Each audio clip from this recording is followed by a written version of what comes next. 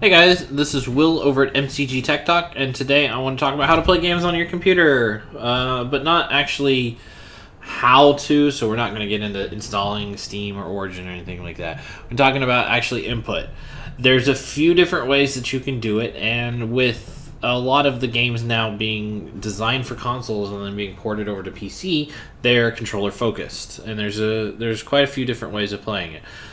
Some people, they prefer to play on keyboard. That's just how they go. They just their WSADs. They use something like this, mouse keyboard, constantly running back and forth with it, which is great, especially for first-person shooters. If you've ever had a chance to play like Call of Duty on the console versus the PC, you will get a much more accurate attempt, being able to get headshots and things like that with the controls and the mouse. But with everything being a lot so controller eccentric, there's a couple of real easy ways of being able to do it. You have console controllers. This one is for the PS4 and this one is for the Xbox One, and they both work on the PC. The Xbox One controller is Bluetooth. The older ones aren't, so you will need to get some sort of dongle for that. But this one is, you can tell by the full front up here is one solid piece, and it's not like the plastic up here goes down. You want to check and make sure, find out which one you have. If you have Bluetooth 4.0, this is going to work great. If you don't, you can go buy a little dongle. This thing I bought for $10 off of Fry's, and you can plug it in and then pair it to it, and it's really nice because it uses AA batteries. They're easily replaceable. Also, there's a lot of different battery packs and chargers and things like that, and then you can just plug in a little micro USB port. It's super simple to pair. Press turn button on, hold down the little pair button, connect through your computer. If you do get one of these, you have to have Windows 10. If you are using something like the Xbox 360 controllers, I know Rock Candy creates a pretty good wired controller. I've bought quite a few of them because my son eats through them, and my wife has one on her computer as well. You can get those for about $30. This one was $65. This is the de facto standard that pretty much all PC games, if they have controller support, will use, because this is X input, which is built into Windows, and Microsoft really pushes it. So a lot of times you won't need to do any sort of joy to key nonsense or anything like that. It'll just work like it's supposed to and what it's expected from it. This controller itself feels real nice. I used a wireless 360 controller for several years and had a little dongle that I had to buy special so that way I could connect to it. But the way this one feels, it feels real good. It was a little weird getting used to this, but if you play PC games, you're not going to go wrong with this one. Now, the PS4 controller is also really good. This is the style that I grew up on: PlayStation 1, PlayStation 2, 3, and 4. This one can connect to the computer, but it can't connect through Bluetooth. I could have swore this thing was Bluetooth, but you have to buy a little dongle. Now, this one I got was a little special off of Best Buy several months ago, where it was $40 for the controller and the dongle. And then you plug the dongle in, and then you make sure it syncs up, and this works really well.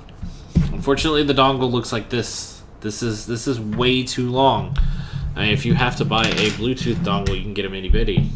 So this is probably going to take apart. This might take up 2 USB ports because this thing's so big, and you won't be able to plug anything else into it. And one weird thing is, to get into pairing mode, you're gonna plug this in, and then it's a little button, so you're gonna push it in, and then pair it to the controller you're gonna want to use, which is really dumb, but also at the same time it's okay, because you can take this out, plug it into something else, and then it's gonna work. The problem with this thing is that it uses a different input mechanism. This is D input, I believe. So Steam has been making a lot of strides to being able to get native controller support for this. There's a program out there called DOS for Windows. Let me look that up real quick. I have it somewhere. I don't. Yeah, D4 or DS4 Windows. Sorry about that.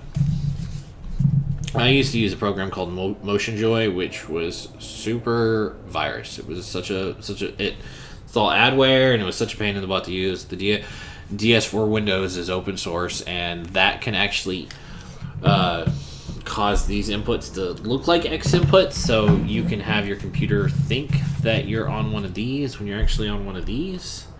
And with using a DS4 controller, this is not tied to Windows 10. So if you're on 7 or 8 or hopefully not Vista, it hurts my mouth thinking about playing on Vista, you can use this. This not so much. You need to be on Windows 10. You can't get Windows 10 support on these things until you plug it in and then download a little app to be able to update the firmware on this thing, which was silly, but it is what it is. If I had to choose between one of these to use on a regular basis, I'm going to do this one. And this is what I play on. It's what I prefer to use. It feels nice. The X input means that everything's going to work natively with it.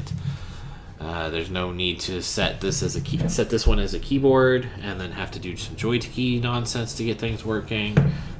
But really, if you're playing on the PC, you should probably get yourself a controller, unless you're such a keyboard mouse purist.